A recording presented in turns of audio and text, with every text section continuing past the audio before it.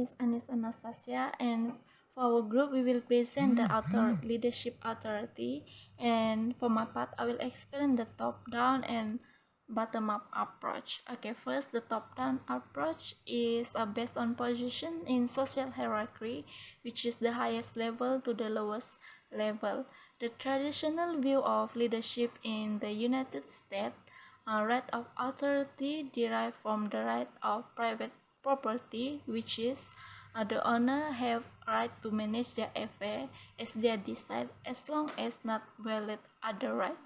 Okay, the transfer of the authority, the owner will transfer power to the board director, and the board appoint executive to manage, and executive give authority to the manager and supervisor, and manager and supervisor will empower the employer.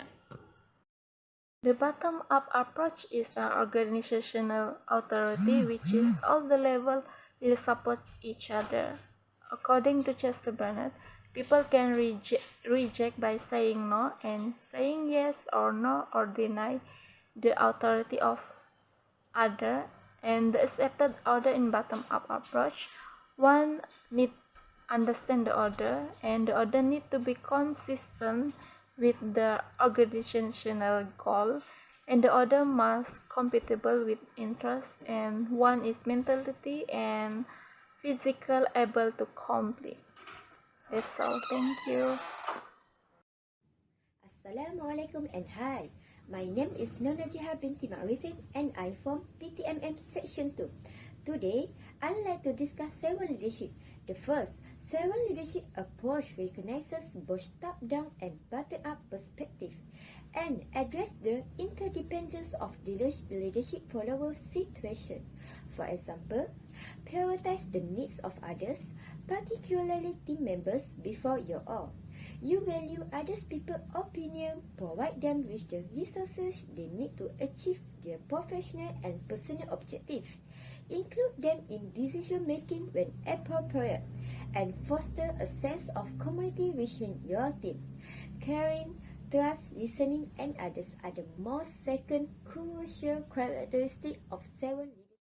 For example, you will better serve people if you make a strong commitment to listening to them and understand what they are saying. 7 leaders use persuasion rather than their authority to encourage people to take action. They also aim to build consensus in group so that everyone support decision. The suggestion for 7 leaders include, first and foremost, access, being able to read leaders' face, contact them and support them. Second, communication, effective listening, meeting, information sharing, and ensure that people receive the correct information are all part of the process. Third, help provide guidance, obtain support in the form of a benefit. Finally, as you can see, the top executive is at the bottom and the customer is at the top. 7 leaders is a manager perspective and skill set that is focused on serving others first. That's all from me. Thank you. Assalamualaikum. My name is Manali Ulfa binti Ramli. So I will continue with authentic leaders. So if a genius desire to serve others, is lead from core value and have a courage and self-discipline. Establish trusting relationship, behave as they do because of personal conviction. Next, for military leaders, it focuses on the well-being and development of their sailors, airmen, marines, and coast guard. It's led by principle. Then, participative leadership. 1. Begin with involving people, taps the contractor power of people, and create a humanistic and productive workplace. Okay, next part I will talk about participative leadership system of belief. It's full of recommendation guidance of rank or power, reliance on consents to manage conflict and influence based on technical competence and knowledge. Atmosphere that permit and encourage emotional and acceptance the inevitability of conflict. Lastly, continent of empowerment. It F3, which it first word system and technique for employer. Second, employees on the left have less power, and third, employees on the right are more involved. That's all from me. Thank you. My name is Tuan Farah Suhani binti Tuan Kop. Negative consequence and power. First group unquestionably follow the lead of an autocratic physician in charge. Second group as a team of college. An autocratic group had higher turnover and lower efficiency. Next is source and types of power. There has two types of power, which is power of the position and power of the person. Power of the position based on what leader can offer to others, and power of the person based on how leader are viewed by others. To influence other, power of the position focus on reward power, cohesive power, legitimate power, and information power, while power of the person focus on aspect power, referent power, rational power, and charisma power. Next is psychological science has relevance for people in authority position like power, employee, relationship, and people.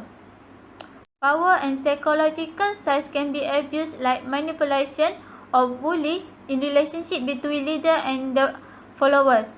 The problem with one-way communication because of people may be reluctant to say or do anything that might offend the powerful figure, or people may become dependent on the leader to make all the decisions, or people may be resentful of the leader because the leader is seen as autocratic or arrogant.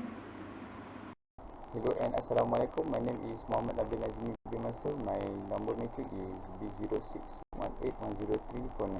Today I would like to present to you. The number one is factors of psychological weakness, which is we have three factors. Number one is unchangeable factors. The example is high status position, power to make decision, and the number two factors is positive factor, which is job competitors and ability to express yourself, and the number three factors is negative factor, which is formal distant manner, not it a superior attitude. Next we goes to guidelines for two-way communication. Number one is stop talking, be patient, hold your temper, and the most important is you must encourage classification and stop talking. Effective leaders understand that use of psychological is effective for only a short time. For the next two-way communication is being approachable, being patient, and drawing people out without constantly evaluating their manners. And next we goes to the effective use of psychological science. The effective use is from a direct report goes to the leader using a communication. This is the most effective use of psychological science. And lastly, we goes to the equalizing psychological science. Number one is increasing the psychological science of their subordinates. Number two is showing genuine interest in people. Number three is listening to make people feel important. And number four is giving people project that can grow their good pride and commitment and increase their productivity. That's all from me. Thank you.